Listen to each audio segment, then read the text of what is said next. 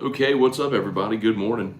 Welcome to a Saturday edition of Morning Scone presented by Brock, the Baton Rouge Orthopedic Clinic, Hudco Roofing, HudcoRoofing.com, Restored Motion, RestoredMotions.com, and ProCharge EV, ProChargeEV.com. We are here. Drew is awake.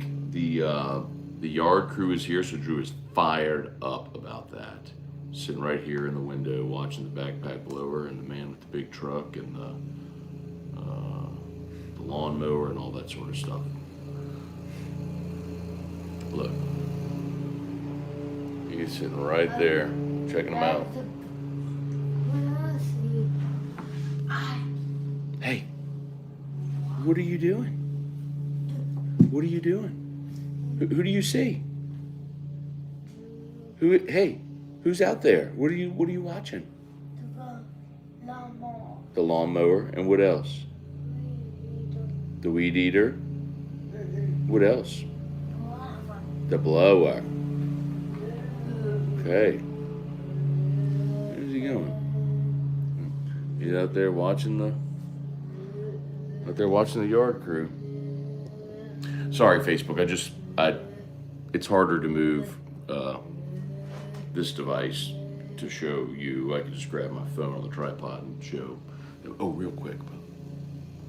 Boom. There we go. Okay, all right. We'll say good morning. It's happy Saturday, y'all. Hope your weekend's off to a great start. Pels got blown out last night. Devin Booker scored 52. LSU Gymnastics with a nice win. Basketball plays today at home against A&M, 3 o'clock. So lot to do this weekend. I got there in the description about the Corey Raymond's contract. It was interesting. So Wilson Alexander, the advocate, revealed, I guess via Freedom of Information records request, the contracts for the new LSU assistants. And the first two aren't really much to write home about. So Kevin Peoples got a 3-year deal worth $2.1 million, so he makes $700K per year. But that's about standard. You get, veteran coach gets a 3-year deal. We've seen coaches' salaries balloon, so $700K is understandable. So 2.1 over 3 years. Jake Olson, this is his first time as an on-field coach at the Power 5 level.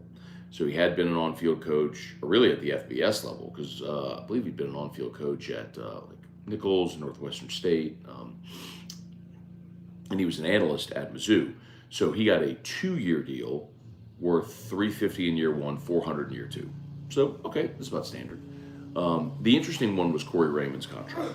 And remember I told y'all, remember the context, I told y'all that they were very undecided on what to do there. That there were people on staff and in the administration that were pushing very hard for Corey, and there were people on staff and in the administration that wanted to go another direction. And I think this contract kind of illustrates that. So Corey in year 1 is going to make LSU is going to pay him $200,000. Now, that's because he's getting buyout money from Florida, so that mitigates the deal. So essentially, year 2 he's going to make $755. So his buyout money from Florida makes him whole year 1, but LSU only has to pay him $200K year 1. So they save about $500,000 in the first year of the deal. Year 2, LSU will pay him the full $755, and then LSU has an option for year 3. He's not given a third year guaranteed. LSU has the option for his third year. So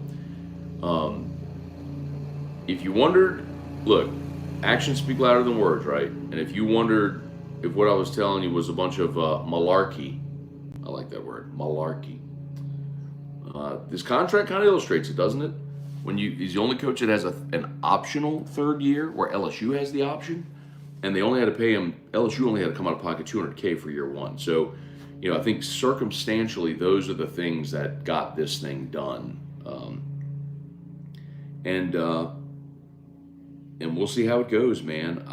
I'm super optimistic. Y'all know how I feel about it. Like, this was, from the beginning, this was 100% the right thing to do. And now, when you've got your staff of mean, just on the defensive side with Bo and Corey and Olsen. Peoples has been a recruiter, a great recruiter as well. Blake Baker is a real active recruiter. I mean, your defensive staff is really good. And then offensively with Frank and Brad Davis and Cortez Hankton, Sloan's a great recruiter. You've got, Sloan's the one that got Bryce Underwood. He's the primary recruiter on Bryce Underwood. So you got one spot left. And I think all of our assumptions are it's going to be the tight end coach. I've given you two names over and over again. We'll see what they do with it. But Slade Nagel and John McNulty are the two tight end coach names that I've heard. I've said it a bajillion times. I think it'll be one of those guys. I tell you all the time, it's never done till it's done. So we'll see what direction they go. Okay, let's say some good mornings here. Y'all smash the like button if you're there on YouTube. Subscribe up to the channel. Facebook, please like the Matt Moscona page, share the post. Kelly Groves, Chuck Bro. What up, Chuck Bro? Good morning. Kelly Presley, good morning. Great football weekend. Who are you picking? Packers, Niners. I certainly like the Niners to win. 10's a big number. I'm not sure what I'm going to do as far as the spread there, Kelly, but I'll listen to Jimmy and his guys on Football Sunday and make that decision. So, and I know that game is tonight, but I'll probably go check out the Sports Bettor's Paradise podcast and see what Randy McKay had to say about it. Hey, Dad, good morning. Rick Manuel, good morning. Will Myers, good morning. LSU plus 2.5 today. Yeah, I don't know. I don't know, Will. I think it's pretty clear Vegas has been a little slow to catch up to LSU basketball. So, I don't know. I don't know if there's value in that line or not. It would seem so. LSU at home getting 2.5 against the team they beat in College Station, a couple weeks ago. Tyler Smith, good morning.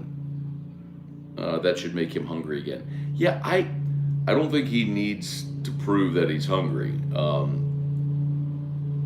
I think for LSU and those that have reservations, that contract appeases them. John Butcher, how'd you get your voice back after yesterday? It didn't go all the way, John. That's the good news. As I was celebrating yesterday, more desertion in Tuscaloosa. Loser. Trivia Carter, good morning. Swee Avon, good morning. Hi, friend Michael, good morning. James McKinney, Irfan Sayyad, Dalton Barnett. Morning, y'all. Morning. Brad Johnson, Matt, had a long drive home yesterday. Listened to Bama is Burning. Good God, man. Enjoyed every second. Keep it coming. So, by the way, Brad, I would recommend, if you haven't yet, there are now 3 installments. There was Saban retiring when I rejoiced. There was Bama is Burning from earlier this week, and then yesterday I've done basically a Bama is Burning every day this week. But yesterday was another really good one. We need to clip that and get it up on YouTube as well.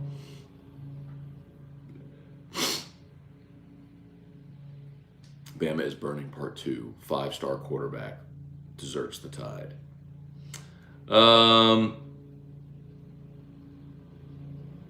Randall Offrecht, morning, Matt. How would you feel about Jaden Daniels going to the Falcons? How can you root for his success knowing that means they will be winning? Yeah, I would root for his individual success and for them never to win a game. Cliff Nelson, good morning. Timothy Pruitt, what's your full defensive staff grade?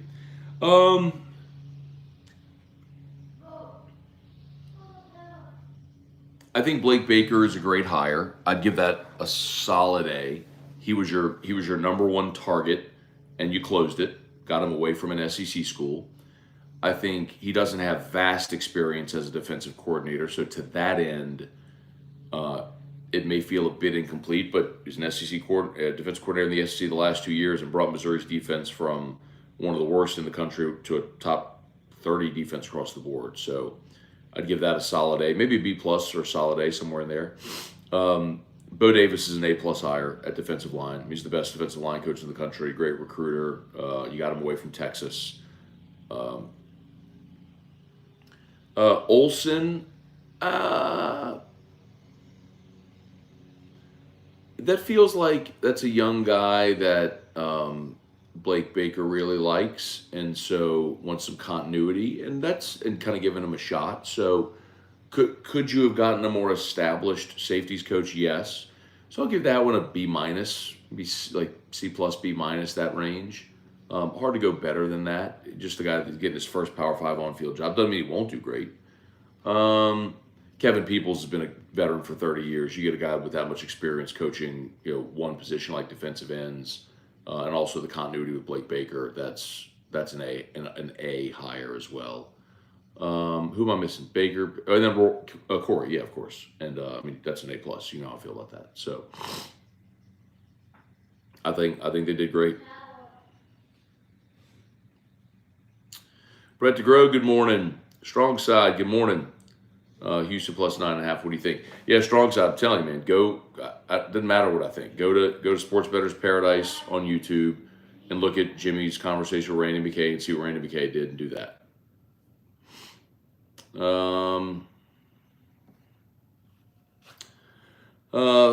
Michael, got a day off of work. Good deal. Here live. Good to see you. Thanks for being there. Bubba Tatum, good morning. Best weekend of NFL football every season. Matt, can you help me make sense out of Ross Bjork falling upward from A&M to Ohio State? The only thing, Bubba, is that he does have a reputation as a really good fundraiser. And I don't know that necessarily matters at a place like Ohio State. I guess it matters everywhere. It's naive to think it doesn't. But he definitely has that reputation, from Ole Miss to A&M, and now to Ohio State. But his coaching hires, he's the guy that hired Matt Luke at Ole Miss. He's the guy that extended Jimbo at A&M.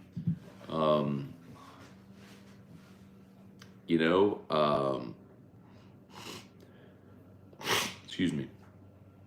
Hope Tremaine's not watching. Sinuses are draining right now.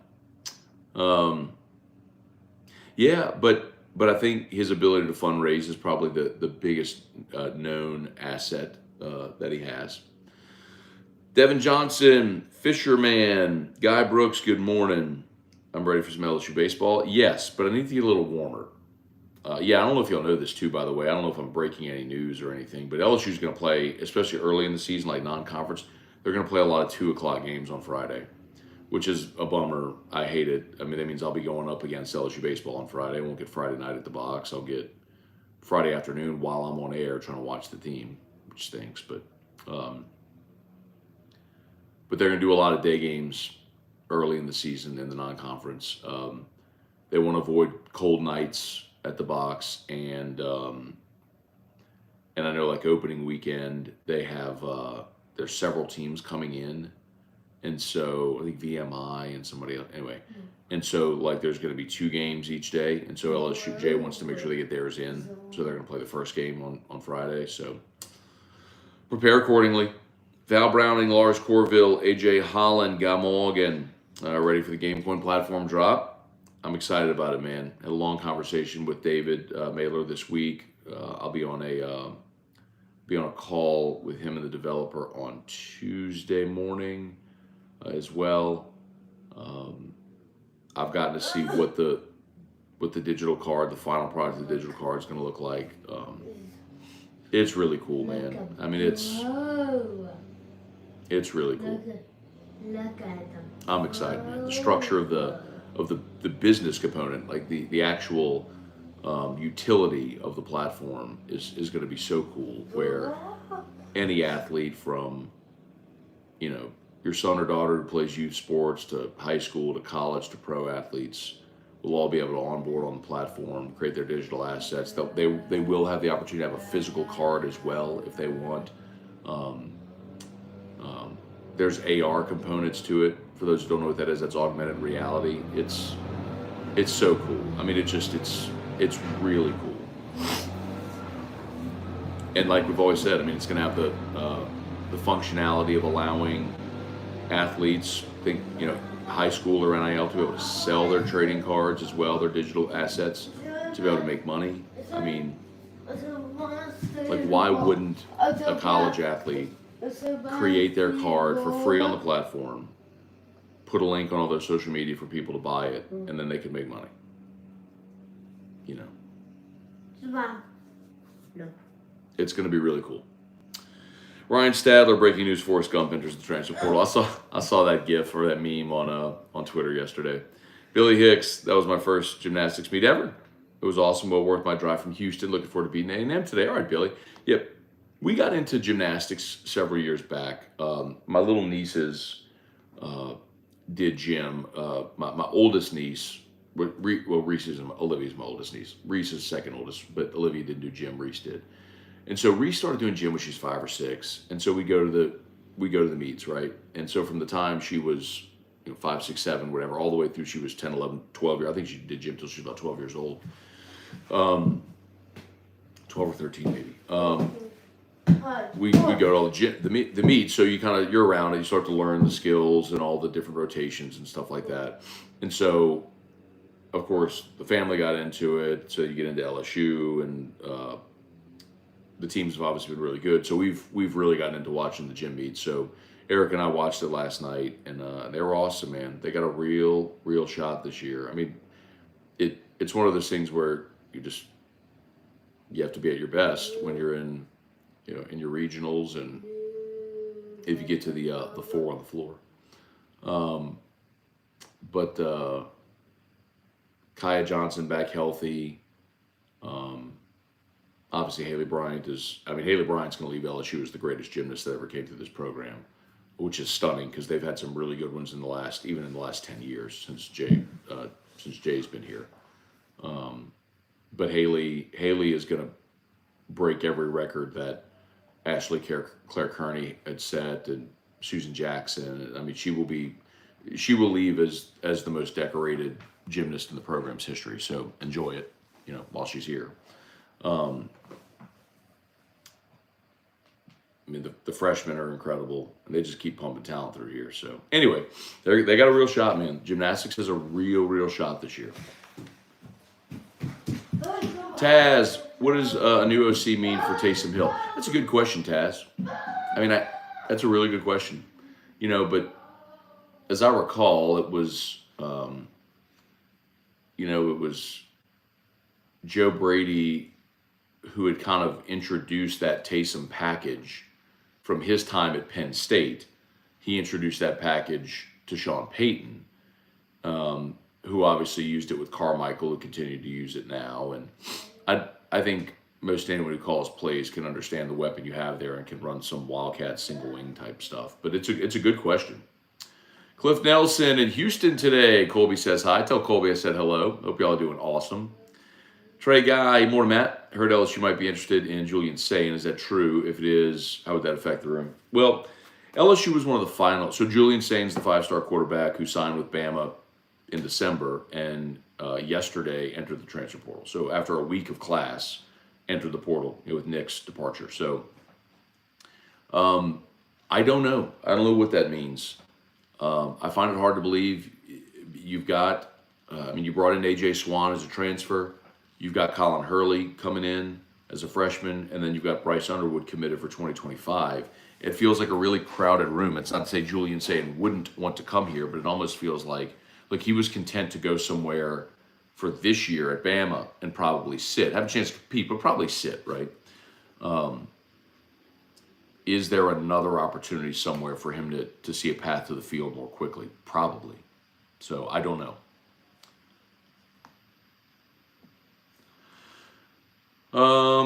Taz, the Rams OC Robinson never called plays before. If that's the case, want to give Curry a chance unless the Saints want the Rams philosophy. I think that is the answer, Taz. I think you got it.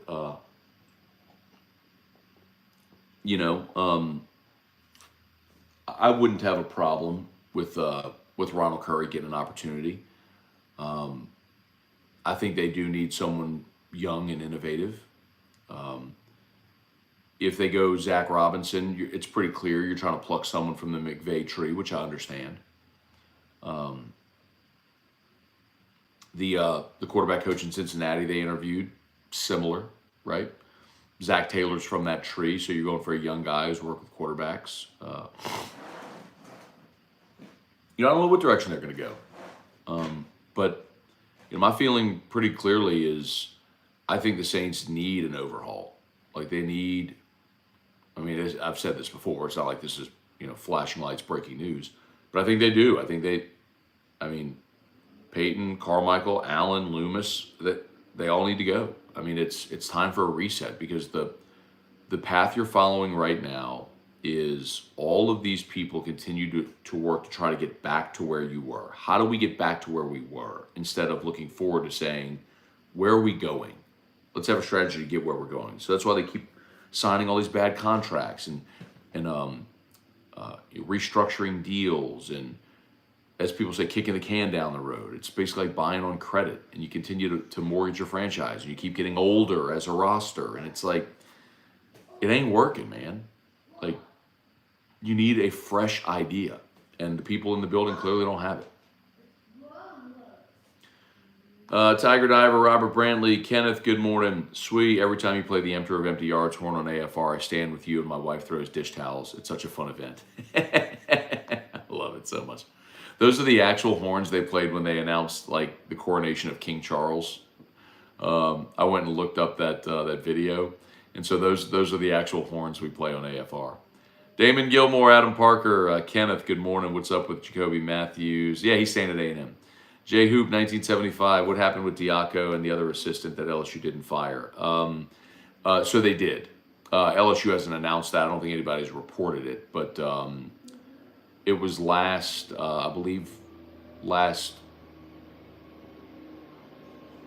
was one day last week. Forgive me, I can't remember which day. But Blake Baker. And it's odd to me because I wouldn't think the defensive coordinator would have that autonomy, that it would be Brian Kelly. But my understanding is Blake Baker let go, as you said, Bob Diaco. John Jancic was the other coach that was on field. And then the analysts as well. So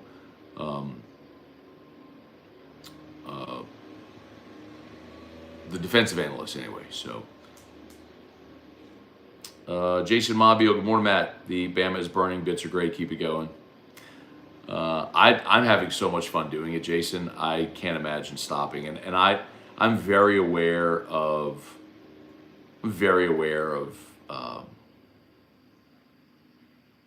trying not to be repetitive. You don't want bits to get stale or old. But every time I do it, it's still fun. So if it feels like a chore and people aren't responding to it, I'm sure I'll stop or do it less frequently. But as long as they just keep funneling me material and I still feel excited to do it, I'm going to keep doing those Bama is burning bits because I think they're funny. And they're awesome, and they bring me so much joy. Zachary Snyder, do you think Ole Miss will turn out better than A&M with going all in on the portal, sustainable going forward, or a lot of the transfers on their final 1 or 2 seasons of eligibility? Yeah, I think so. I think what you're asking is like, do you have the issue with continuity? And there's a chance I think that's the real problem that you have potentially if you're Ole Miss. If you turn over half your roster every year, do you have enough continuity within your system to be able to build sustainable success? And I don't know the answer to that. It feels like the way Brian Kelly is doing it is the most reasonable way, which is build through the high school ranks and supplement through the portal, right? If you lose guys or guys don't develop at a certain position and you find yourself weak, well, you go into the portal and say, okay, well, I need a corner. Let me get one out of the portal. Boom. What I don't know, right? The really tough part about that, what we don't know is, okay, if you do that, if you take that approach,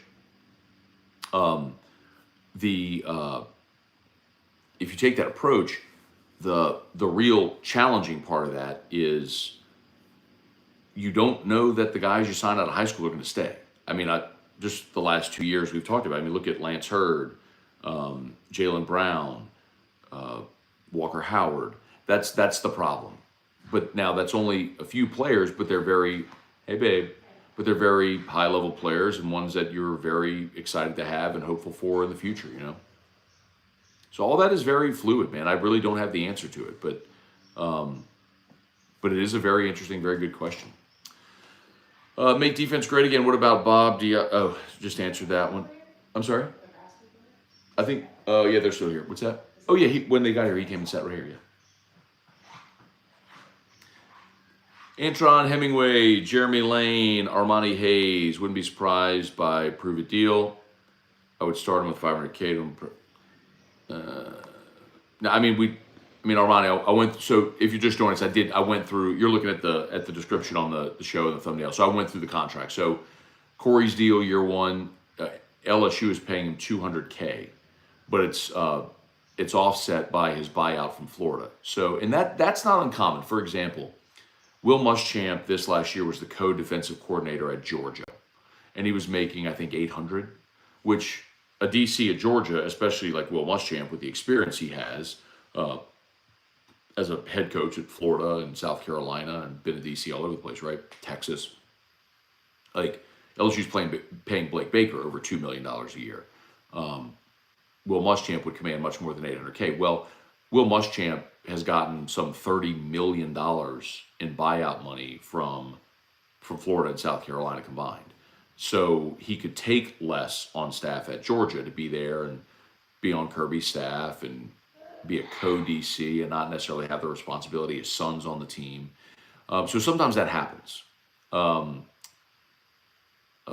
guys take less. So that's kind of what happened with Corey. LSU's only paying him $200K year one, but he's getting $5 and change from Florida for next year. So he's going to make that money. They'll make him whole in year two, where he'll get $755 from LSU, and then year three is a prove it, or I should say year three is a LSU option for year three. It's very odd that a coach of that experience doesn't get a guaranteed 3-year deal as an assistant. So they very much. I think that very much illustrates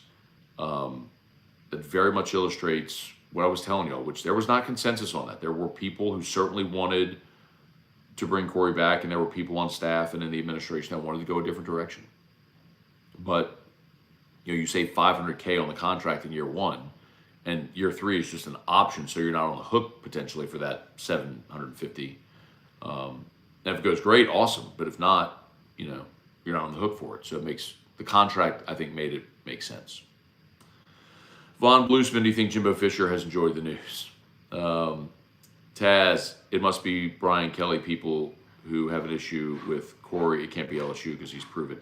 No, there were people in the administration. I've said that before, Taz, staff and administration. So there were people here before that wanted Corey back for sure, and there are people who've been here that did not. So y'all know how I feel about it. Abner Neal, good morning. Michael, is the Bama Burning Trilogy now the greatest AFR rant? I'll leave that up to y'all to decide. But most people still love to get the gat from the White House. I don't know, man. I've had a lot of them over the years. Mike Hardy, y'all, morning from Jersey. Which assistant or coordinator has the most pressure to produce next season? Any short leashes?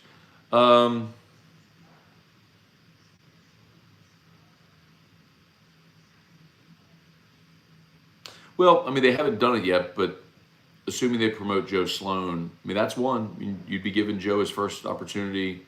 He's only called plays 1 year. He did it for one season. He was the OC. He was a co-OC for 3 years at Louisiana Tech, but he only called plays one of those years.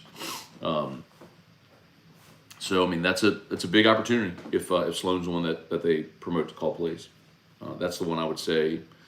You're replacing Mike Denbrock, who is a veteran OC, had the number one offense in the country. You're going to take a step back. You're not going to have the Heisman winner and 2 first-round pick receivers and the number one offense in the country, right? And you don't have to. I'm not expecting that. But how much of a regression is there? Rex, good morning. I've been busy trying to counter argument your Gruden takes. What if Gruden had Peyton Manning? How good would his teams be? He turned Brad Johnson and Rich Gannon into household names. He didn't turn Rich Gannon into a household name.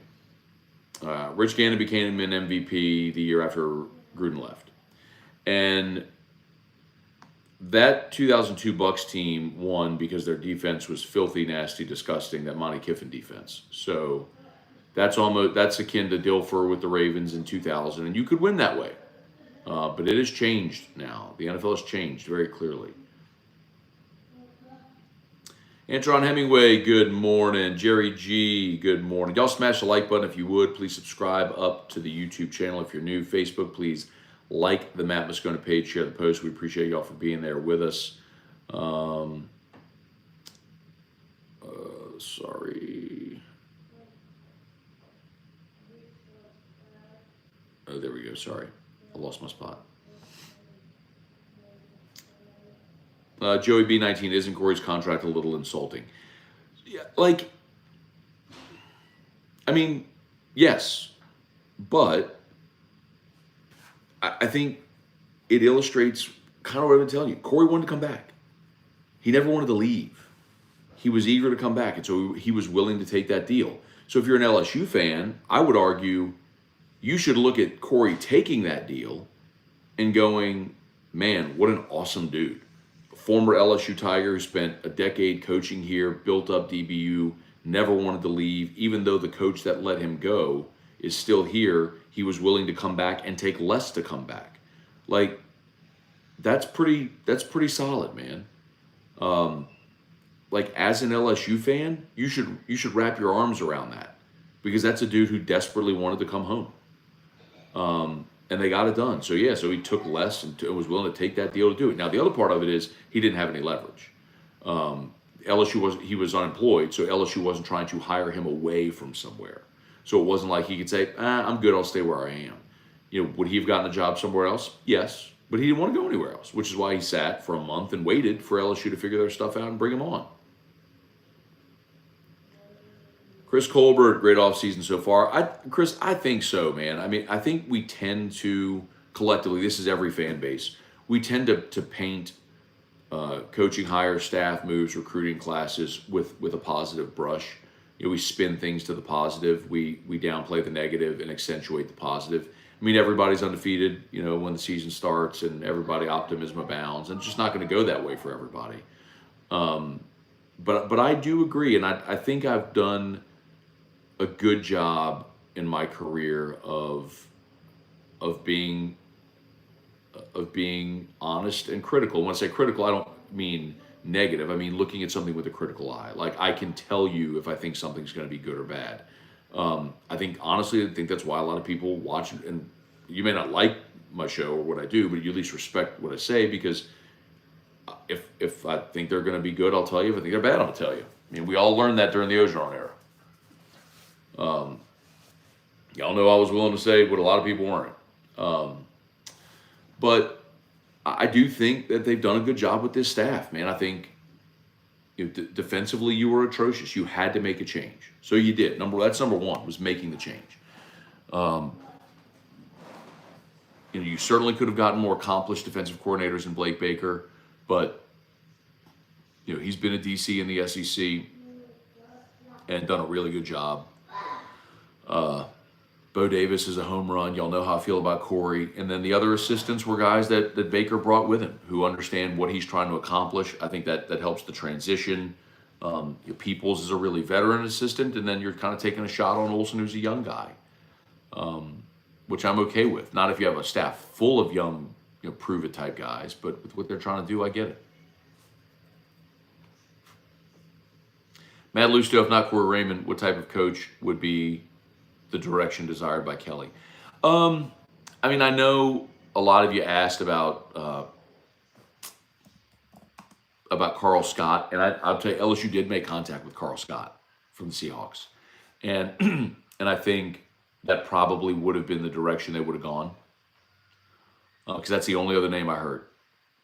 And I will tell you that they made contact, and maybe it was something where to get Carl Scott away, it was going to be. And I don't know this, by the way. I'm guessing. I'm telling you, I don't know this answer. Maybe it was going to be financially like a gigantic number to get Carl Scott away, and it was not doing it.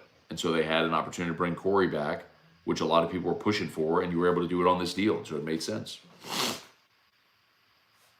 Jesse Brown, good morning. Hayes Clary, good morning from snowy Cincinnati. Is LSU trying to get Austin Thomas to come back? Yeah, a few weeks ago somebody asked me that, and I had been hearing Austin's name thrown around a bit for a few weeks prior to this. I've been hearing Austin's name probably since middle December. But again, that doesn't mean that it's happening. That doesn't mean that anything is transpiring. I mean, I think conversations happen all the time. For those who don't know, Austin Thomas is another guy that was here when Brian Kelly was hired and he was let go because Brian's sort of right hand is Beth Rex. And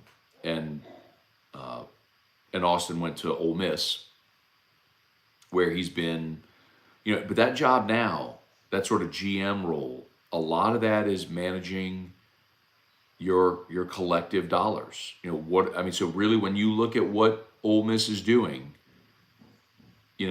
buying out of the portal and all that stuff, like that's Austin Thomas managing that and managing the roster and what they're going after. I mean, Kit Lane's the head coach and is is recruiter and all that sort of stuff.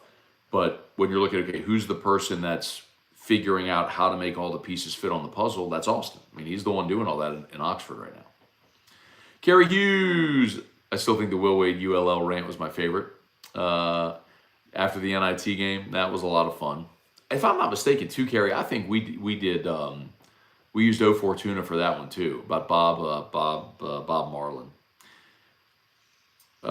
Kevin Toller, excellent point, Matt. Corey could always say no. Yeah, man. I mean, I think that's an important part of it. Like he could have walked away from this and gone and gotten a job somewhere else, but he wanted to be here. I mean, I've told y'all, like he's played here. He's still got family in New Iberia. If I'm not mistaken, I think Corey kept his house in Baton Rouge too. Anyway, Stephen Walzak with the NCAA looking at the UF NIL deals. How long before A&M gets sanctioned for the Jimbo era NIL deals? Well, Stephen, the one that Florida or the NCAA is looking into was Jaden Rashada, and if you remember, that one got a lot of attention because the reports were, and I don't know how valid they were, but the word out there was that Florida had offered Jaden Rashada like $13 million or something like that, and then he committed, and then when he got there, they either reneged or there was verbiage in the contract didn't live up to, whatever, and so he ended up not going there. So that one was a very big, very public one. And Stephen, I'll tell you honestly, man. Like, if you're a fan of LSU or any other school, don't go out there celebrating anybody's misfortune being popped by NIL, because if the NCAA decides they want to look at your school, you're screwed too. Because everybody's breaking the rules. I mean, you cannot do pay-for-play deals. There have to be deliverables, right? And so even if you're executing the deliverables, you can't make NIL offers per se to student athletes before they sign, and that can't be a condition of their commitment or their signing. Yet I ran through that article a few weeks back from I think The Athletic did an anonymous story at the Under Armour All-America game asking players at the Under Armour All-America game, did you take the best NIL deal? And they all answered the question. Now, most of them said no, that they didn't, which is the point. But the other point of it is they were all offered NIL deals out of high school, which we know is happening, but that's illegal. So my point is, Stephen, is look, man, if you're sitting there celebrating Florida or Florida State earlier this week or saying, hey, are they going to look at A&M? You better hope they don't come look at you, because everybody's guilty. Everybody. All of the bodies are guilty. Like literally every school. So, anyway. Kevin, have we discussed ice cold otter locks? Yeah, this week we were.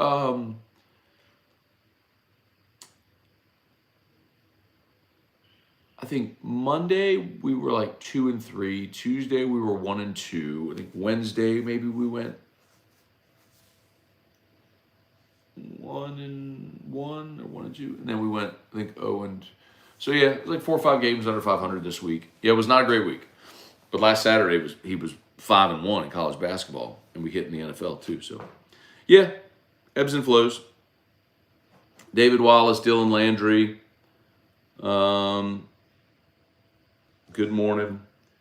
Laura Efferson, Michael Boudreau, Thomas Primo, Barry Jocelyn, Merrick Mathern. Now, Merrick Mathern brings up a very good point. How is Musso going to pay attention to the show with Friday afternoon baseball? It's a very real concern, Merrick. And I may tell him just to go to the game. Like, seriously, and just get Alondra or somebody else to fill in for him. Like, I'm dead serious about that, too, because it's both distracting and annoying when you have a distracted producer. And I'm not cracking on Musso, by the way. But seriously, like it is very distracting as a host when you know your producer isn't locked into what you're saying. It very much feels like you're flying blind. So I don't know. We'll talk about it because they did that last year for the opener, and they moved it up to 2. And I told him go to the game, and he didn't. He declined, and he stayed and did the show. But I may tell him this year to go.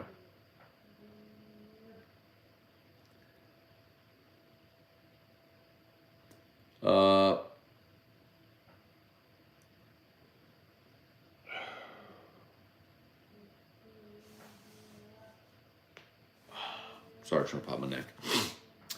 Heat Man, what's going on? Tom Granny, good morning. Jerry G, I'm tired of the SOS. What's the SOS? Mark S, good morning. Heard we missed on Pat Surtain because Corey didn't go all in because of contract disputes and satisfaction with his role. I've talked about the Patrick Surtain thing forever. Like literally since that happened. Yeah. Pat Surtain forever said he was an LSU lean. Like he was the guy that was coming to LSU. I mean, this is a very long, deep story that honestly shows mismanagement by Ed Ogeron. If you remember how it goes, and this also goes into how LSU got Joe Burrow. But I'll tell you the story. I've told it before. So Dave Aranda was the DC, as you know, and in 2018, the NCAA allowed for a 10th on-field assistant. Dave wanted to hire a safeties coach. He wanted to split up the duties between corner and safeties. Well, Corey had been the DB's coach forever and didn't want a safeties coach. He wanted that whole unit. Well, hey, Austin Kidder, good morning. Well, Dave got pursued by A&M. LSU retained him. Now they paid him $2.5 or whatever it was to retain him, which at the time was the highest paid defensive coordinator in the country, probably ever. But another condition of his returning was he wanted to handpick a safeties coach, and so he picked Bill Bush. Well, Corey didn't like that, and Corey was pursued by a lot of people at the time, and he was pursued by the NFL, and he did have conversations with NFL teams that coaching cycle. If I'm not mistaken, I don't remember exactly. I think it was the Dolphins and the Bengals. I'm not positive. But I think it was Dolphins and Bengals. And so Nick used that to negative recruit Pat Surtain. In the 11th hour, Nick came and said, hey, by the way, the guy you're going to play for is interviewing for jobs in the NFL right now. And Bama gave him a big bag. And I'm confident in saying that because let's just say I know. Which, by the way, everybody got a bag. I ain't worried about that. I'm just saying. So you have a bag, and Nick was able to pull the right strings, and Corey was iffy at the time. I mean, that's what happened. But here's the oddity of it. Now, Corey ended up staying, of course, but Bill Bush was on staff with Jimmy Burrow.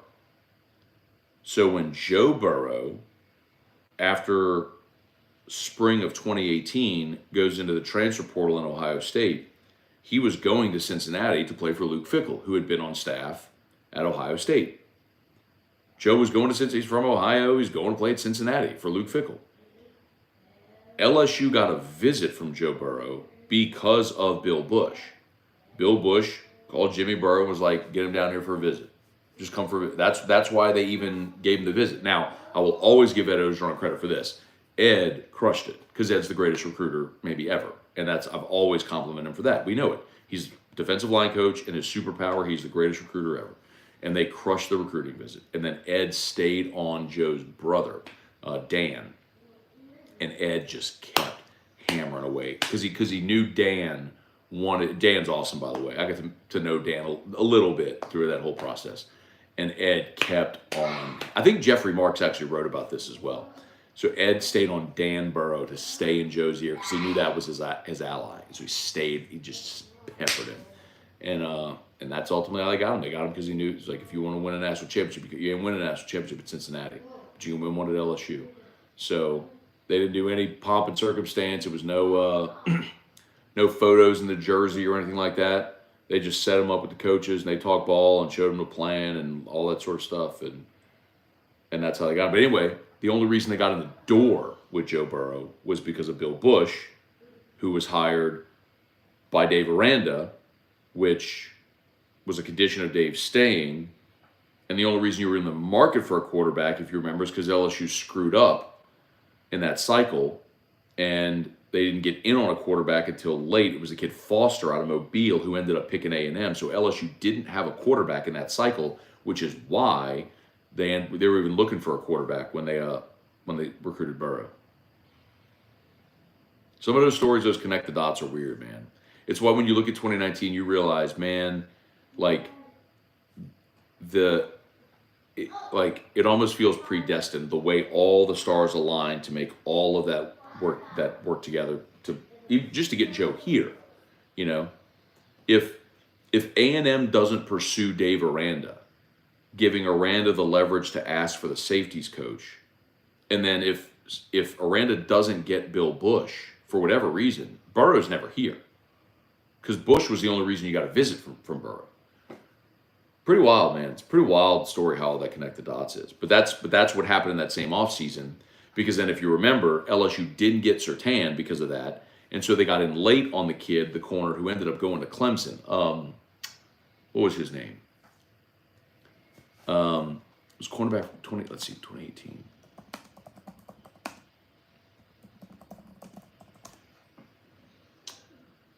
Mario Goodrich. So Mario Goodrich wanted to come to LSU, and they wouldn't take his commitment. And then Surtain defected. LSU tried to get in late with Goodrich to say, hey, we still got your spot. He was like, I'm good. Same thing happened with Travis Etienne. They were all in on, who was the running back that went to Florida State? 5-star, number 1 running back went to Florida State. I'm blanking on his name. They were all in on that kid. What am I blanking? Someone will know it. Someone posted. You know what I'm talking about.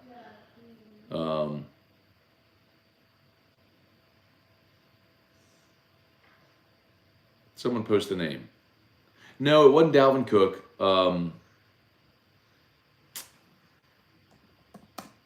Cam Akers. That was it. Thank you. Cam Akers. That was it. They were all in on Cam Akers.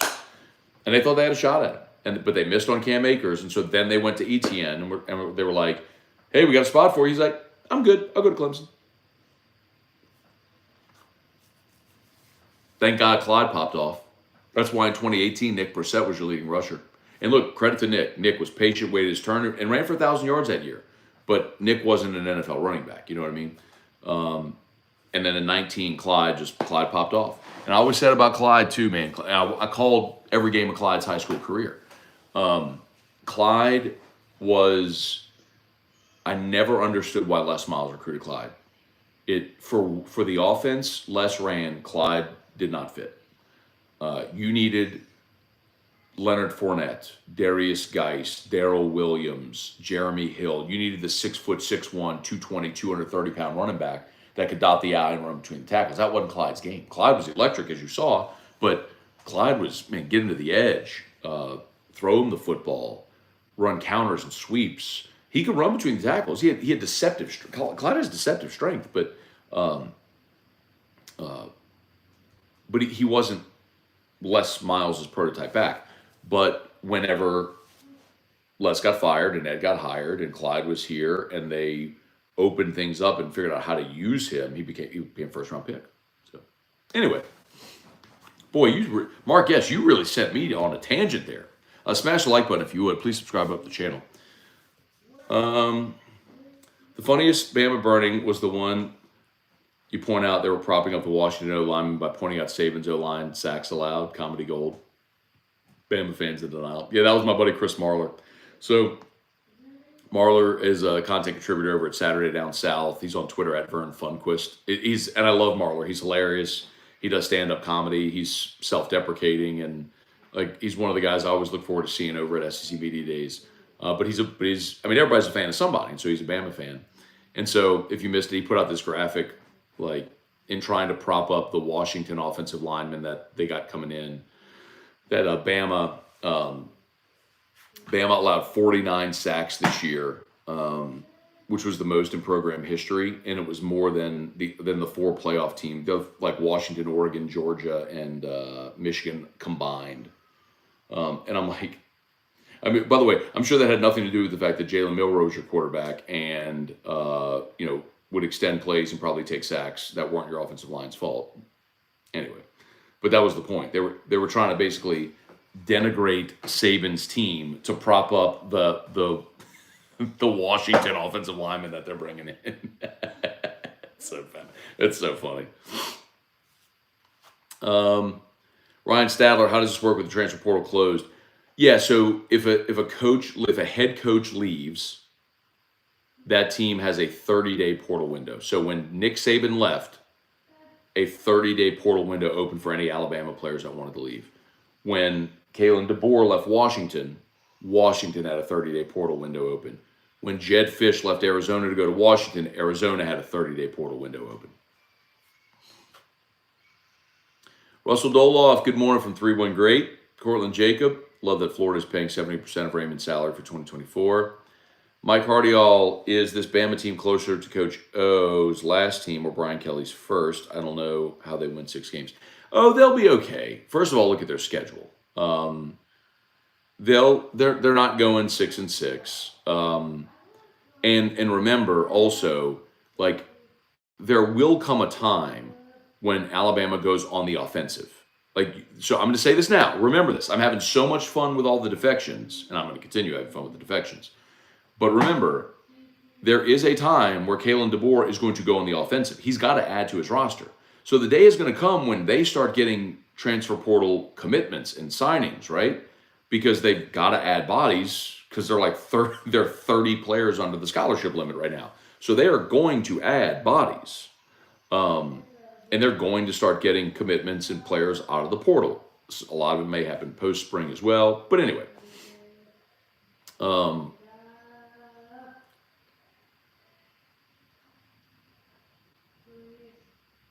So all that to say, yes, like there will be positive stories in the cycle coming out of Tuscaloosa, but no matter who they sign, go sign 30 players. Because what we will do, the exercise we will do is we will have a list of who they lost and a list of who they gained, and we'll put them side by side, and you will see that who they lost is going to be way better than who they gained, and that's going to be Alabama's biggest problem this year. And it's going to be on Kalen DeBoer and his staff to see how do we get this back to this level. And they're not going to get it back to that level. Ever. It's not to say they won't win, but they will get it back to that level.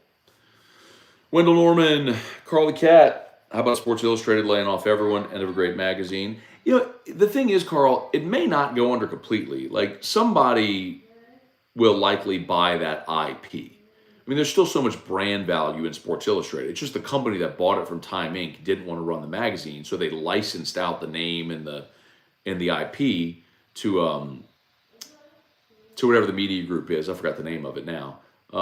Who just had an awful business strategy. I mean, they went to content aggregators and the fan sites and all that stuff, and you can't monetize that. It's nothing but pop-ups. The quality isn't as good, and you know, you didn't invest in the product. So it's what it is. But I think someone will buy the IP.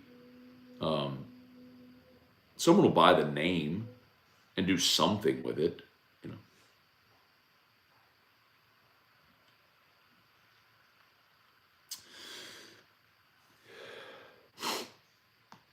Cortland, best part about this with Bama is all the best non-Bama and Washington players in the portal are gone. By the time Bama lost Nick and their players, there wasn't anyone left in the portal. Scott, wonder if LSU will be pass heavy next year or run pass balanced. I think you'll probably find, well, I think the attempt will be closer to 50-50. It's just going to be more traditional running game because you're not going to be able to run your quarterback. Not the way you did Jaden, of course, anyway. Alex Morvan, morning, Matt. My dad and I and almost all of Thibodeau are going to Vegas. Keep us up to date where you, T-Bob, are going to be. Would love to come watch all after the game. We're working on it. We have a great relationship with the MGM group. So, LSU is staying at, why do I keep blanking? It's,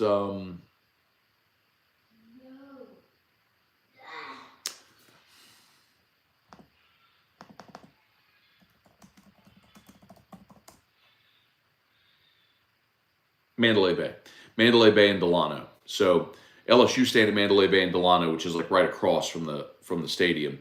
So we'll either be there or very likely at one of the MGM properties, provided we go. I mean, because travel and logistics and all things that we have to work out. We have it budgeted, but it's also, there's logistics of getting there. Flights now are hard to come by, and we're not booked yet because we're waiting to see what our plans were going to be. But you'll know, like you will know if we're there, where we're going to be. But then also, like, because the game's on a Sunday, how do we get home? Do we miss shows? To get home, I don't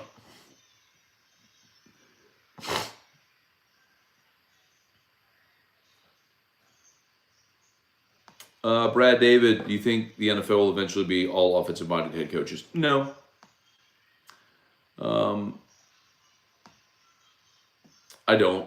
I mean, look, Aaron Glenn is one of the hot names right now to be a head coach. He's a defensive coordinator. Sean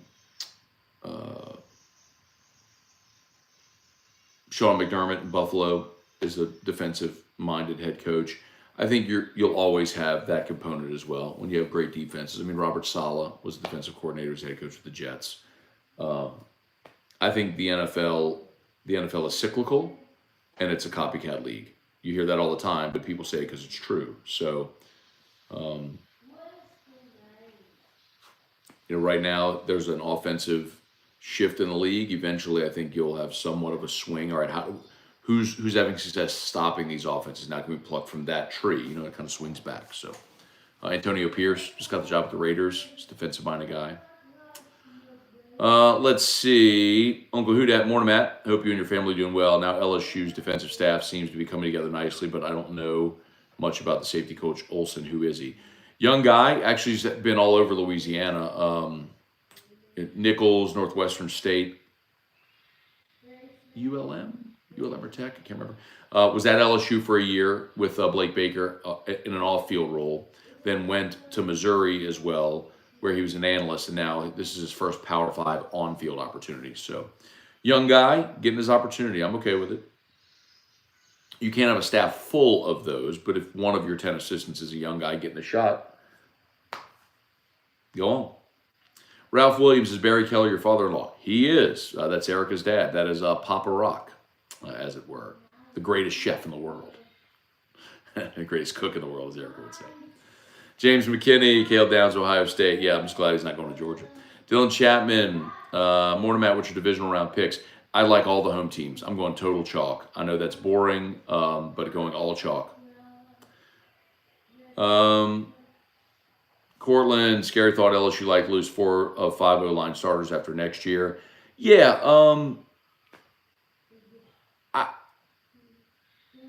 I mean, you take advantage of that when it works in your favor, when you have a year where 4 of your 5 starters come back like this year. But that means, yeah, you're going to cycle the other way too. So, you hope you recruit well, which LSU has, and you have young guys that are going to, when they have their opportunity, are going to play well. That's why it's also important that you have depth on the offensive line. So in a year like this, that's why, like Marlon Martinez leaving for Mississippi State. I get it. He's going to have an opportunity to go start in his final season. Good for him. But you lose a guy like that, it hurts because that's experience depth you have, right? So the onus is on LSU this year, and with Hurd transferring out, to find, all right, who's the next wave of guys that are going to be starters next year. The important thing is DJ Chester is going to be your center this year, and so he'll be back. But man, I'd say don't get too far ahead of yourself in a year where you're losing the Heisman quarterback. And Nuss will be starting for the first time. I'm glad you're going to have this big, dominant veteran offensive line because you can lean on them to protect him, keep him upright, give him time to throw, get your running game going. Like, this is a year where I want that. It's like in 22, you're grateful you had Jaden, who with his ability to run because your offensive line was so bad, and you needed him to make something out of nothing, which he often did.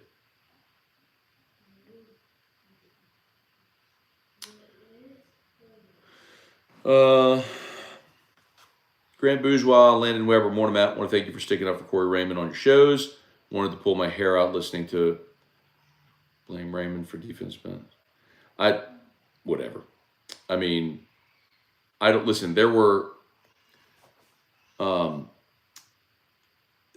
people who there were segments of LSU's fan base that try to lay the blame for defensive issues at Corey's feet. But the reality is, if you go back to those seasons and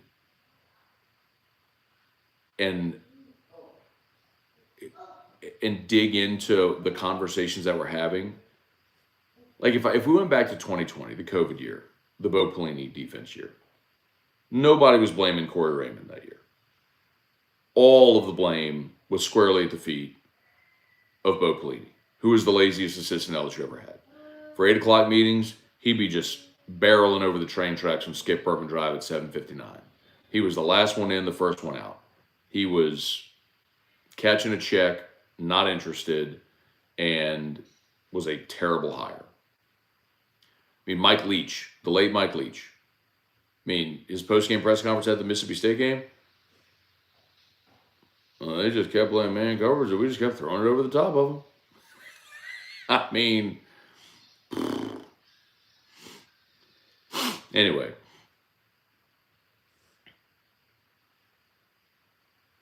So yes, whatever. Ralph Williams, why are we the only ones? It's look, man. Whatever. What do you think of Tommy Rees as OC? He should be unemployed. Yeah, I don't think they're going to go that direction, Clayton. Remember, if you hire Tommy Rees is also a quarterback's coach, and what do you do with Joe Sloan? And I don't know that Tommy Rees is a vastly better option than Joe Sloan. I don't believe he is at all, as a matter of fact. I mean, Sloan's the guy that recruited Bryce Underwood. He's a really good quarterbacks coach, and I think, it's his opportunity to call plays. I mean, Rees, it's not like Rees is a really veteran play caller. So, no, I think if you give me the option of Tommy Rees or Joe Sloan, I want Joe Sloan. Taz, Matt, how many picks would you give up to move into the top 3 of the draft, and who would you take?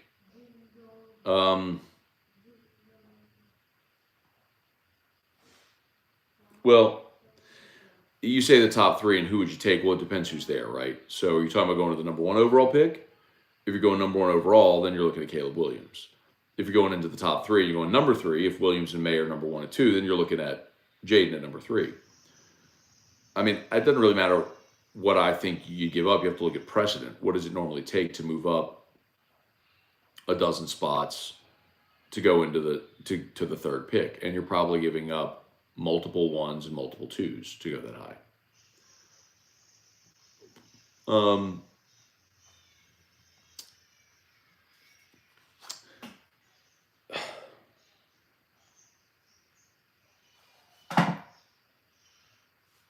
Cracking my back.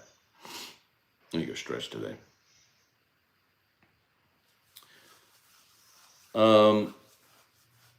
Ronald John Elias just said, when are we going to hit the portal on the D-line? Well, there has to be someone in the portal that you want to add. And I think you might wait. Now, it'll be interesting to see if someone just said, why. I saw that comment.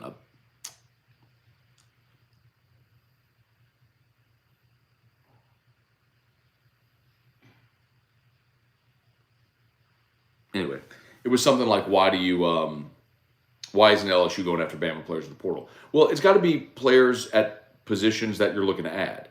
So is there a defensive tackle in the portal right now that you want to add? The answer might be no. But after spring, that could happen. So you wait for spring ball to come and go, and then you wait and see. Eric texted Matt Brock, PT can help you with the back and neck. I don't need a physical therapist right now. I'm good. I was literally just cracking my neck just from being sore from just waking up and sitting in the chair. I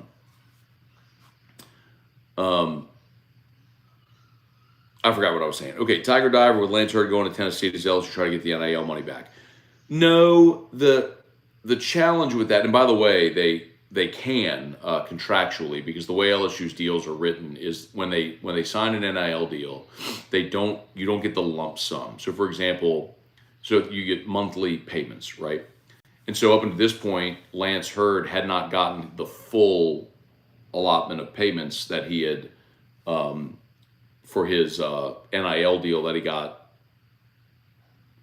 when he signed with LSU. He had gotten about 2/3 of it. Well, the way those contracts are written is that if you don't execute the deliverable, then LSU can go back and recoup the money. And if not from the player, which of course you're not going to go up to the player, in theory they could go after the next school's collective. So for example, I was told Lance Hurd's remember, so by deliverable, I mean you can't get pay for play. It's not, they can't just write you a check. You have to do something. Like a year ago, if you remember, do you remember when the entire LSU football team went and did an appearance at the food bank? That was the deliverable for the whole team that year. Like Brian Kelly's first year, the approach LSU took in the collective was everybody got the same amount of money. Every scholarship player got the same amount. Now, you could go sign additional NIL deals, but from the collective, everybody got the same thing. This past year, they did it based on merit. Well, LSU, but you have to have a deliverable, is the point. Well, Lance Hurd's deliverable, as I was told, for his NIL deal was some autograph signing deal on like January 28th of this year, so coming up. So he hasn't done his deliverable. He's gotten his money, but hasn't done his deliverable. So contractually, LSU could go to Lance Hurd and demand the money back. Now, he ain't got that money no more, but at least not all of it. But you can't have the reputation of being a school that's going to go after your players to recoup money, because then you'll never sign anybody. But could they go after, like Hurd's enrolled at Tennessee? Could they go after Tennessee's collective and say, you owe us this for him? I guess in theory you could fight that battle. But I think that's the real sticky conversation where people are like, okay, if you do that, then what's the negative outcome? What's the residual, right? If you go after a player for leaving to try to get money back, will you be painted with such a brush that you'd never be able to get a player again? So, all right, please smash the like button. I've got 406 people watching, only 113 likes. Please take a quick second, smash the like button. If you're new, again, please subscribe up to the channel. James Avery, Austin Kidder, Jesse Post, Jason H. Did you set your reminder for Nike SB Court Purple on Saturday? I did not. What time is it, Jason? Thank you for the reminder. What time is it? Please let me know. Let's see. Adrian Bailey, Pat Surtain Jr. talked about on the pivot. I'm curious what he said. Roger Dodger, gosh darn boss man, if you're going to twist my arm, I'll go to the game today. Merrick Mathern, how does Corey feel about safeties coach now? I don't think you have an option, right? Gunnar Michaels, more to Matt. Baseball season is getting closer and closer. Who do you think ends up being the starting outfield with Pearson moving to second? I don't know, Gunner. I would be guessing. I'll tell you, I haven't had those conversations yet about baseball, and I never get to watch them in the fall.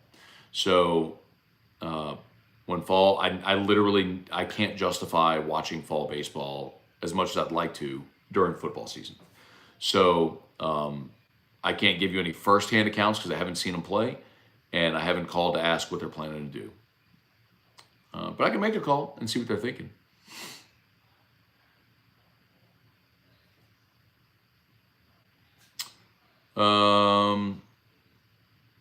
Steve Blanchard, Raymond's last 4 years of coaching secondaries earned a prove-it deal. I just completely disagree with you, Steve. I've said that enough. It's just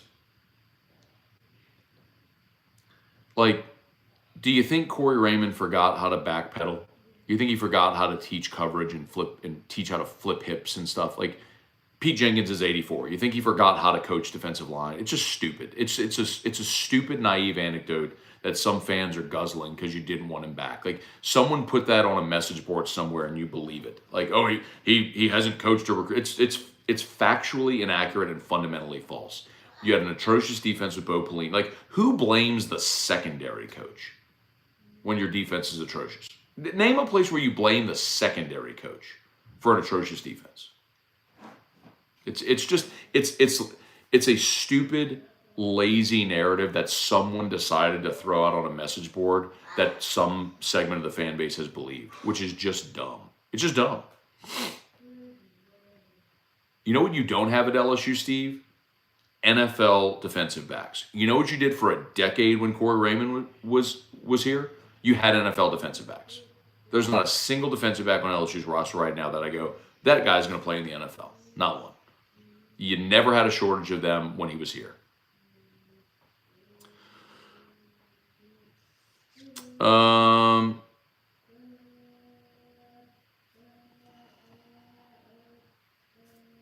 Emmett Bean, good morning. Cole Van Zant, good morning. You think they should treat NIL and portal similar to how they do coaches and buyouts? No. Make defense great again. But I think what will be interesting about NIL is eventually the market will settle.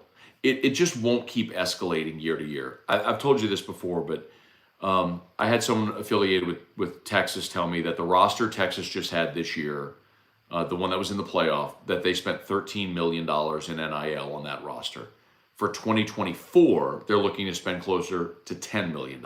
So they are looking to, I think think about A&M, the year where they spent all the money on the high school class and then they all left after a year. Well, it settles, right? So I think markets settle as you learn the market more, and we'll get to that point.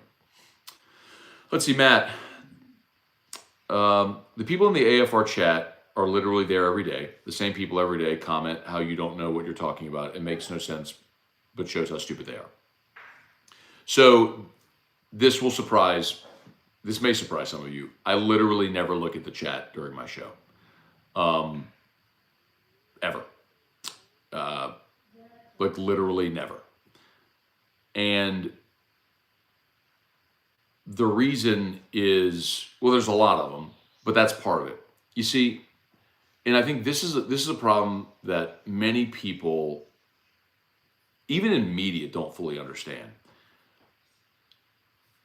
Some people get drunk on praise, and I'm not being preachy, I promise. I'm just explaining. Like, people want affirmation. They want to be told they're good, or that people like what they do, or this or that. And the reality is, no matter what type of art you do, if it's like literal drawing, art, painting, if it's music, if it's acting, if it's hosting a radio show, like, you can't make someone like you. You can't. Like, you can. It is impossible to make someone like what you do. So you just can't worry about it. So, and I don't. I'm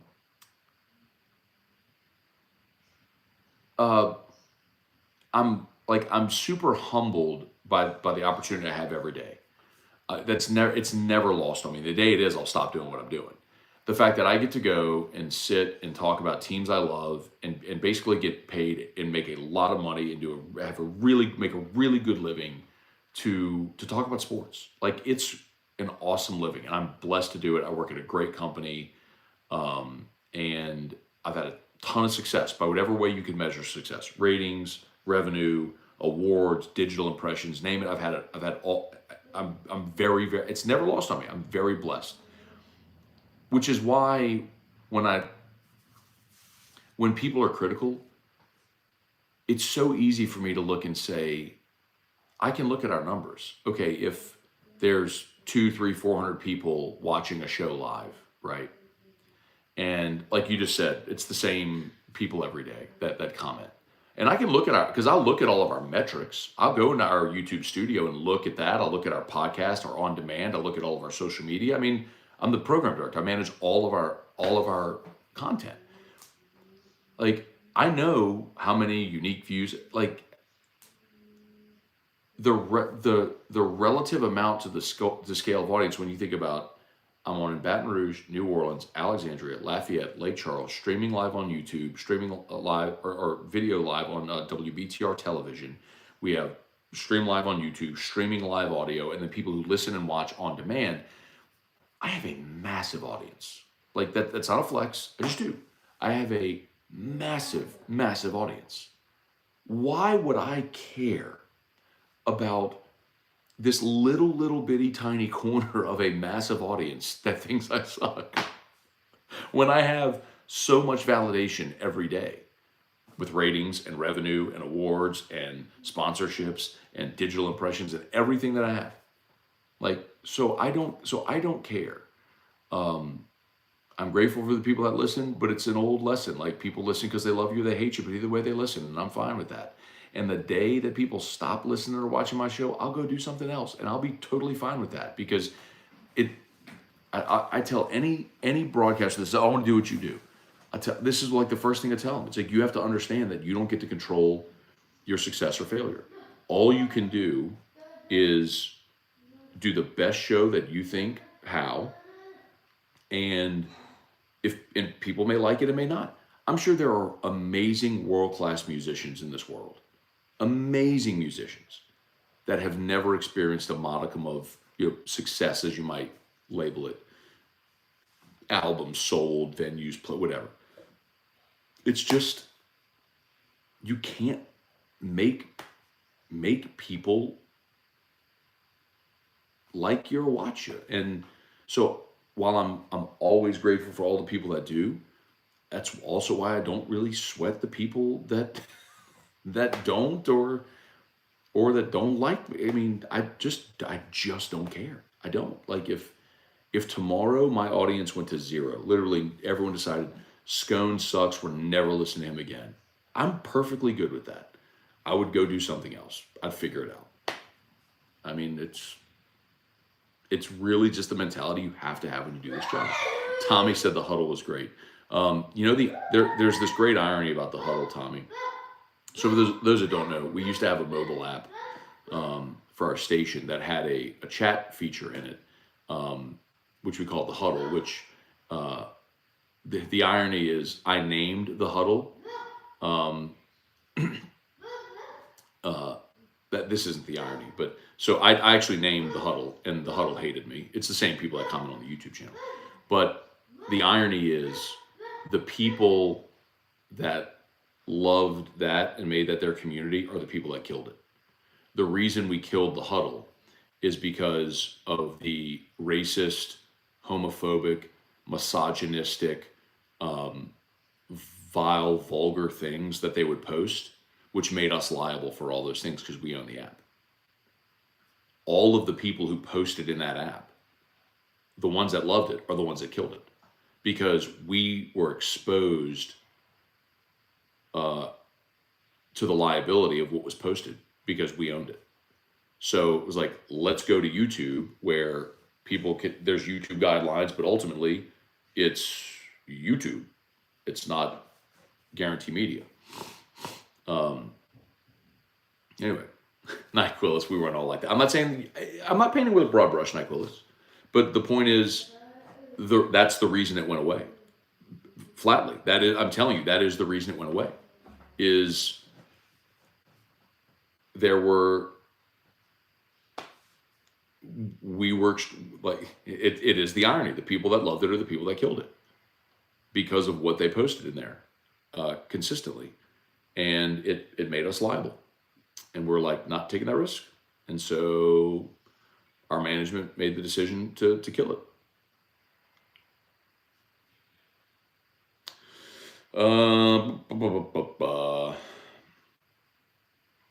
Shaq must have been in the huddle because Shaq hates Matt.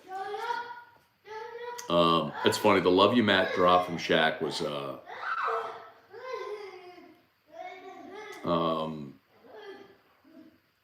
was a very uncomfortable conversation. If you remember, Shaq did a speech in LA where he joked about getting paid by Dale Brown when he was at LSU, and Dale Brown was very upset by that. I don't know if y'all remember that story, but he made a joke about like the money he got when he was in school, and Shaq backtracked. Dale was very hurt by that. Shaq backtracked, and he wanted to come on air in Baton Rouge, so he came on my show. Shaq would come when Shaq was doing his podcast. He did his podcast out of a studio in Atlanta, but whenever when he'd come to Baton Rouge, which he has a house nearby, and whenever he would come in town, he would do his podcast at Guarantee in the studio next to ESPN studio. So whenever he would come in town, we'd get him set up, and then whenever he'd finish his podcast, he would just come on air with me. And so we did that, I don't know, 5-6 times. But there was one time when that happened, Shaq wanted to go on air in Baton Rouge to basically air the truth and all that sort of stuff.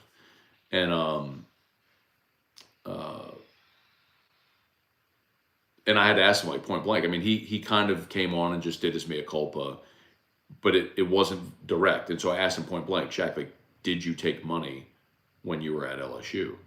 And he clapped back at me. But then I think he realized he didn't want to pick a fight with me, so he toned it down. And because picking a fight would have just defeated the purpose of what you were trying to do. But I had to ask the direct question, and so I did. And but then at the end is when I went, "Love you, Matt." That's the drop. That's what that's from. And then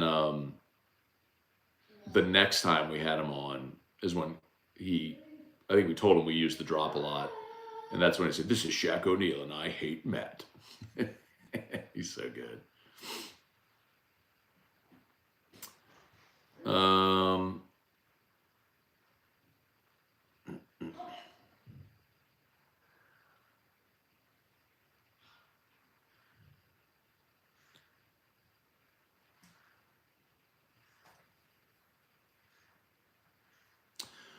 Let's see. Drew sounds wound up this morning. He is.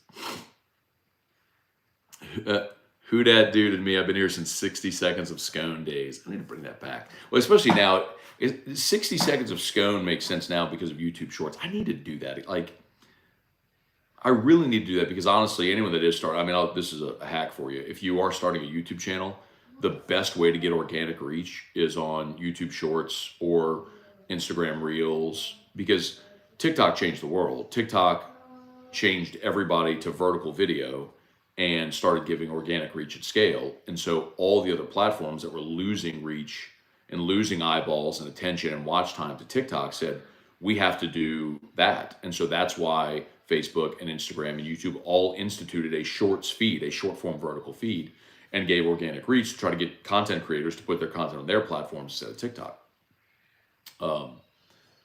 So that's your opportunity. If you want to grow your channel, do shorts, because they will take your short and put it in people's feeds, and that would lead people to discover your channel. So anyway, that's why we do a ton of that now. You see all of our short form vertical on all of our shows. I mean, that's our strategy. I just don't do it on this channel.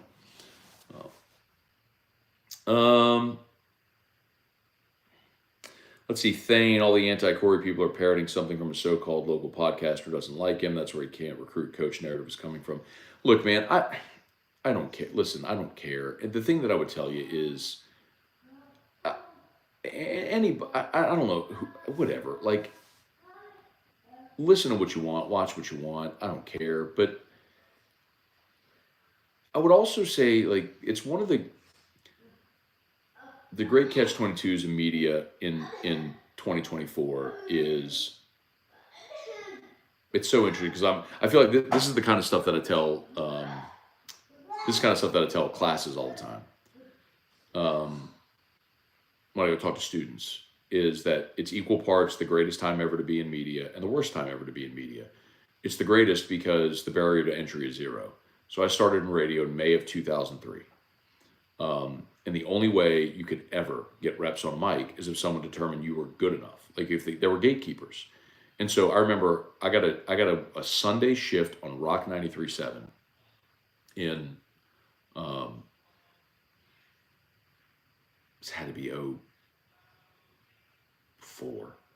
I got a Sunday afternoon shift on Rock 93.7.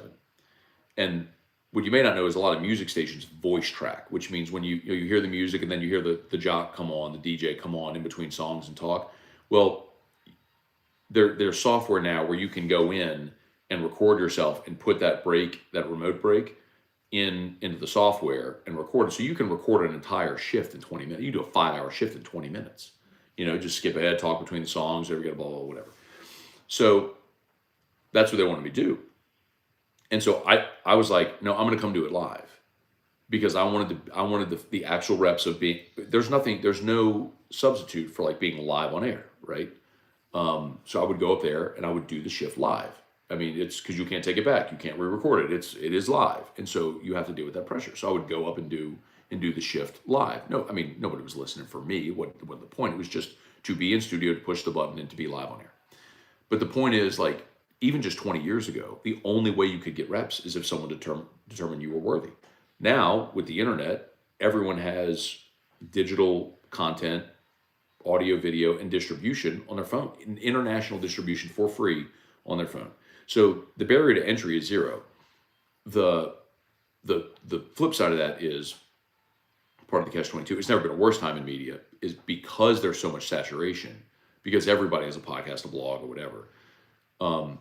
It is very difficult for people to determine what is valid, what is good information, and what is not. And so the thing that I always tell people is, man, if you find someone or something or entertaining, great, that's fine.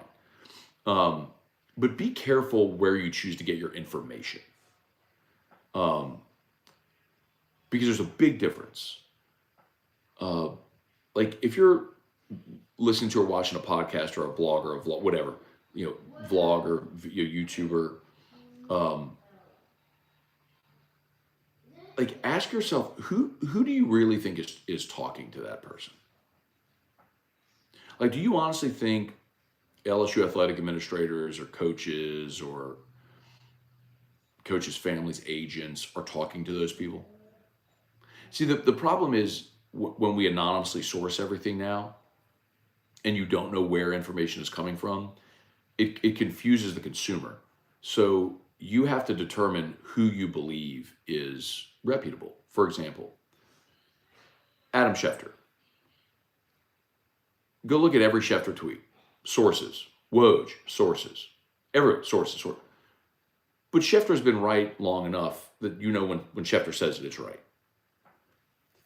The problem is the guy who fancies himself as a reporter or girl, who fancies themselves as a news person, reporter, or media member, will cite their sources. And you're training your brain to believe it when you see that because you've seen Schefter and all them do it. But what if that person's sources are one person, three removed from the actual information?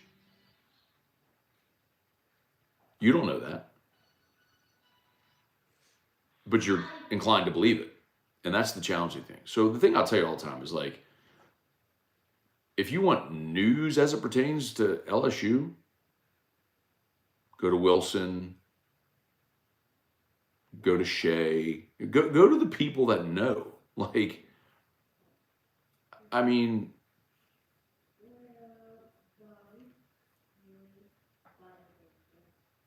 like I've been around long enough to where, yeah, Chris Lowe, breaking news about about Saban, whoever put that up there. That's Truth Art says seems you're getting defensive. I'm not getting defensive. I'm just trying to explain. Like, what did you say? You said, I said what I said, that's that. I don't know what you said. I'm just trying to explain. I'm just going down a long circuitous path here. Just because I live and work in media every day. I understand it very much. But the real challenging part is when people try to break news, what it does is it sends, like there's this adage, we use it all the time in coaching searches. Consider everything, believe nothing. Which makes sense when you think about it. But anytime someone hits me up and they're like, Scone, I heard ... Well, I don't believe you, but I have to consider it. So then it sends me down a path vetting it to see if there's anything to it. And that can be very unproductive. But everybody's out there trying to make a name, man.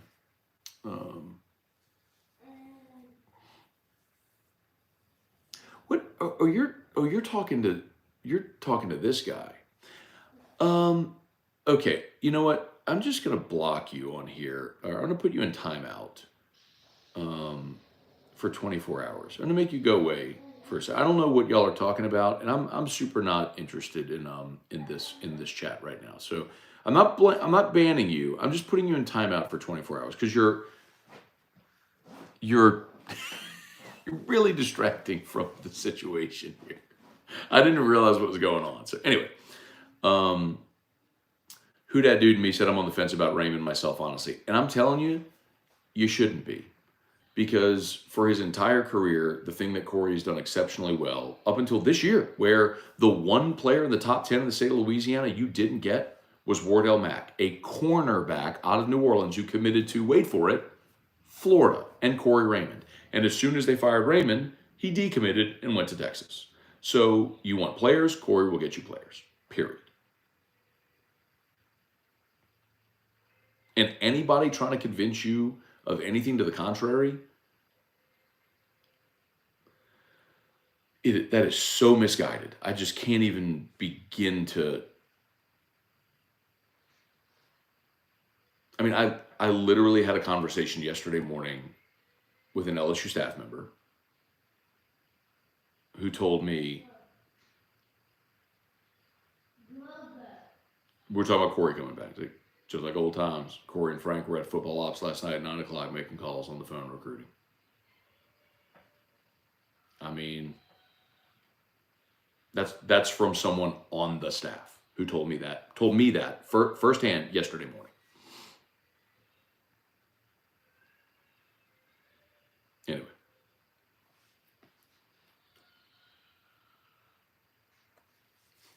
A plot twist, he's having a conversation with himself. I totally missed that. I went on people ask me all the time about sports stuff, but I found that I end up being so repetitive, but I don't always get asked or get talked about media, which is actually my job, is the media business, the media industry, which I'm so deep in every facet of it that I feel like I have a lot of information, a lot to say about it. I just never get asked about it, which is always interesting to me. Whenever if I go on somebody's podcast, for example, and I'll always do, if people invite me on their podcast or YouTube channel, if we can make the time work, I'll always say yes. I don't care if you got 100 followers or 100,000 followers or 1 million. If we can make it work, I'll say yes. But I always find it interesting when I go on shows and people will ask me questions that are things that I'm just regurgitating, things that people could hear me say anywhere else. If someone invited me to go in there, let's say there's an LSU podcaster who says, Matt, I love your work. Would you come on my show? Sure. And they're like, hey, what do you think about the Corey Raymond hire? Well, I'm not giving you anything on your show that I haven't said on my show or a million other places. Ask me something that is something I haven't said or talked about. And ask me about media. Ask me about my start or who I think is good or what, like, you know what I mean? Ask me something different. Anyway, okay, I think we're just about done. That boy goes, do we get the cornerback from Florida? If you're talking about Wardell Mack, no, he's at Texas. Scott Harrington couldn't be happier with Corey being back. Senseless, he didn't get a shot to begin with. Same with Baker. Maybe Blake is DC by now at a much lower price. Well, keep in mind, Scott, I will say that when Blake Baker was here the first time, he was here for 1 year and he was a linebackers coach. And he hadn't been a DC and nobody was clamoring for him to be that. And Matt House came in and was your linebackers coach. So hindsight's 20/20 on that one. The Corey thing, I completely agree. And I have this on record because T-Bob and I did Scone and T. We did an episode when Brian Kelly hired his first staff, and we went position by position and looked at the previous staff and Kelly's first staff and said, where are they better, where are they worse? And the consensus was they were better everywhere, except secondary and special teams, letting go Corey and Greg McMahon. Like that was the consensus. So I think with the benefit of hindsight, I wish they had retained Greg McMahon. I wish they had retained Corey. And Tommy Moffitt. But I think Jake Flint has done a great job too. So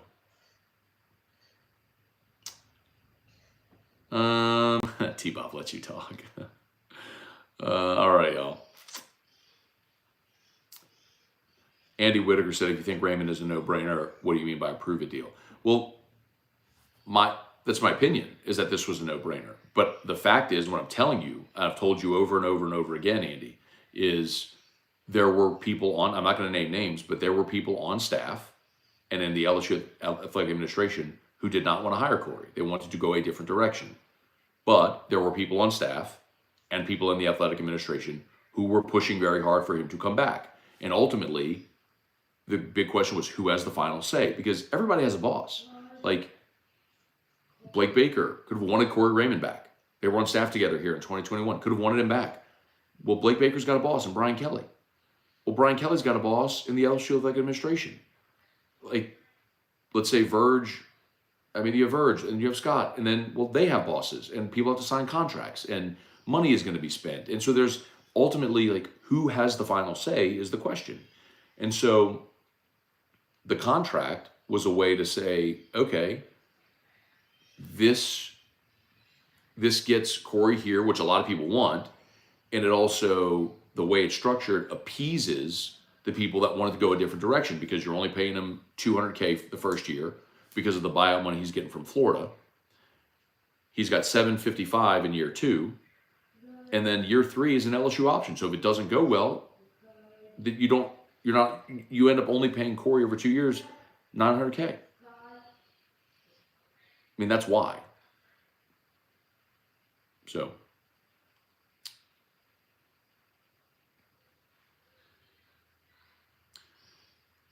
it's more of a prove-it deal for the pro Raymond staff. No, it's a prove-it deal for Corey. Like, a prove-it deal means do well and you will get more. So for Corey, it's like, okay, come here, do well these first 2 seasons, and you'll get the 3rd year or an extension beyond that.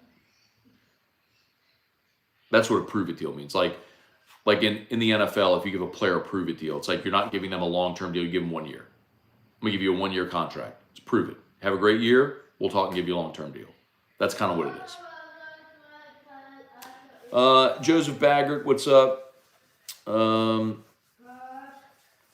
Bingo. Scott said, only giving you a 2-year deal with a team option. He's a dog, no risk for him. He's like, got you. And I'll go back to what I said at the beginning, then we'll wrap up, which is, yes, Corey left in Florida, parted ways a month ago. More than a month ago. And he could have said, I'm not taking that deal.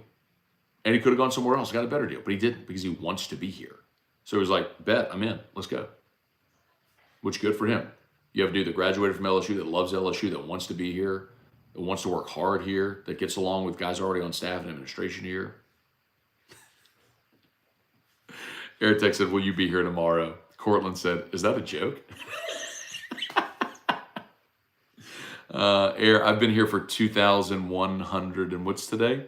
77 consecutive days. I think we'll make it 2,178 tomorrow. Do me a favor, please smash the like button, subscribe to the channel. brought to you by Brock. Hey, thanks so much. There's someone yesterday, I'm blanking on his name, forgive me, but I did send it to the folks at Brock. They were thrilled. Who went to the Brock Hammond Clinic, the Brock Clinic in Hammond, and posted yesterday that you went, very complimentary. So I screenshot it, sent it to the people at Brock. They were fired up because they're trying to get the word out about the Brock Clinic in Hammond. So if you're there in Hammond, check out our friends at Brock. But there's locations all over Greater Baton Rouge. And of course, Hudco Roofing, HudcoRoofing.com. Got Hudco pinned in the chat. So if you need a roof repair, replacement, we'd love to give you that free, no obligation roofing inspection. Hudco Roofing and HudcoRoofing.com. Okay, y'all have an awesome day. Thanks so much for watching. Peace.